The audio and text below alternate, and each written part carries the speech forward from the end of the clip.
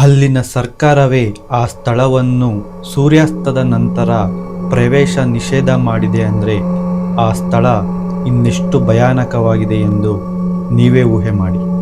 ರಾಜಸ್ಥಾನದ ಮಧ್ಯಭಾಗದಲ್ಲಿ ಇರುವಂತಹ ಬಾಂಗ್ರಾ ಕೋಟೆ ಭಾರತದಲ್ಲೇ ಅತ್ಯಂತ ಭಯಾನಕ ಸ್ಥಳ ಎಂದು ಕರೆಯಲಾಗುತ್ತೆ. 16ನೇ ಶತಮಾನದಲ್ಲಿ ರತ್ನಾವತಿ ಅನ್ನೋ ರಾಜಕುಮಾರಿ ಈ ಕೋಟೆಯಲ್ಲಿ ರಾಣಿಯಾಗಿರ್ತಾಳೆ.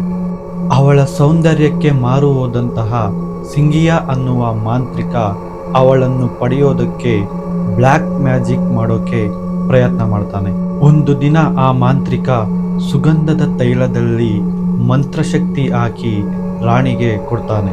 ಆದರೆ ಇದನ್ನು ಗಮನಿಸಿದ ರಾಣಿ ಆ ತೈಲವನ್ನು ಕೋಟೆಯಿಂದ ಆಚೆ ಎಸಿತಾಳೆ.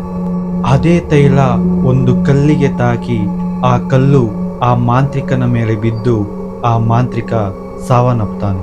ಸಾಯೋದಕ್ಕೂ ಮುಂಚೆ ಆ ಮಾಂತ್ರಿಕ ಒಂದು ಶಾಪ ಕೊಡ್ತಾನೆ.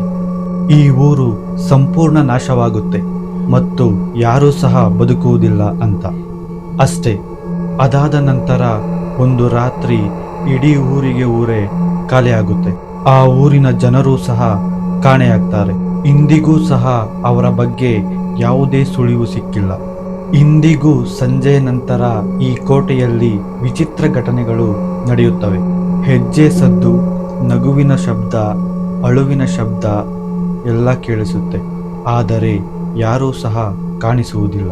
ಆದರೂ ಸಹ ಕೆಲವರು ಧೈರ್ಯ ಮಾಡಿ ಆ ಕೋಟೆ ಒಳಗಡೆ ಹೋಗಿದ್ದಾರೆ. ಆದರೆ ಕೋಟೆಯಿಂದ ಯಾರೂ ಸಹ ಹೊರಗೆ ಜೀವಂತವಾಗಿ ಬಂದಿಲ್ಲ ಅಂತ ಹೇಳ್ತಾರೆ. ಇದು ಕೇವಲ ಕಥೆನಾ ಅಥವಾ ನಿಜವಾದ ಶಾಪನ?